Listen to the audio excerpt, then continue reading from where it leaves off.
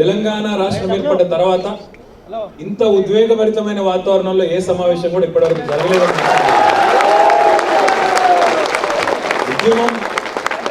ఉద్యమం ఉధృతంగా ఉన్నప్పుడు ఎన్నో సందర్భాల్లో ఇదే వేదికగా కానీ ఎన్నో వేదికల్లో కానీ ఎంతో ఉద్వేగంతో, ఎంతో ఆర్తితో, ఎంతో బాధతో, ఎన్నోసార్లు కష్టాలు బాధలు పంచుకున్న సందర్భాలు ఎన్నో ఉన్నాయి.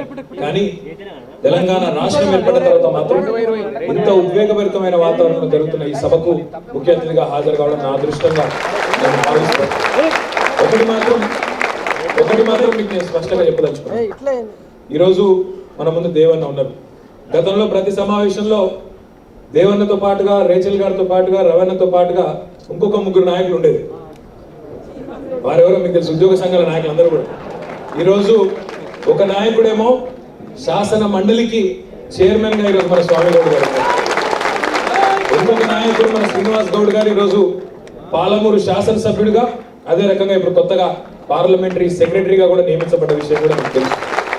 మూడవ నాయకుడు మన విఠలన్న గారు, తెలంగాణ ఉద్యోగుల సంఘం అధ్యక్షుడు.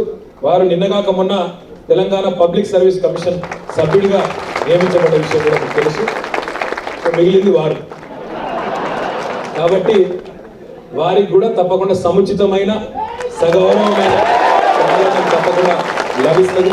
ఇదంతా ఎందుకు చెప్తా ఉన్నా అంటే, నిజంగా ఆనాడు ఉద్యమంలో కలిసిమెలిసి సోదరుల మాదిరిగా తిరిగిన వాళ్ళం, మెదిలిన వాళ్ళం ఏనాడు కూడా ఊహించలేదు ఈరోజు మంత్రులు అవుతామని, లేదా ఇంకా పెద్ద పదవులు వస్తాయని. దయచేసి మిమ్మల్ని నేను కోరేది ఒకటే, ఇంతకుముందు కొంత మీరు ఆ స్లైడ్ షో ఇచ్చినప్పుడు పదే పదే మంత్రి గారు వినమ్రంగా, వినయంగా అంటుంటే నాకు కూడా కొంత లోపల ఎక్కడో ఇబ్బంది అనిపించింది. ఎందుకంటే నేను మీ సోదరుణ్ణి, మంత్రి కాగానే నాకేం కొమ్ములు రాలేదు, కూడా పోలేదు.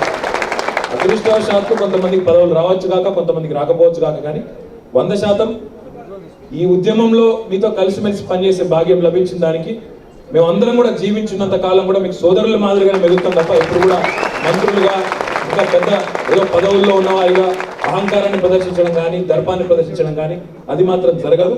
మీకు సోదర సమానుడిగా తప్పకుండా మీలో ఒకటిగా మీకు పూర్తి న్యాయం చేయడానికి మాత్రం నా బాధ్యత తీసుకుంటానని తెలియజేస్తాను. చాలా సమస్యలు చాలా స్పష్టంగా విడమర్చి వారు చెప్పినారు.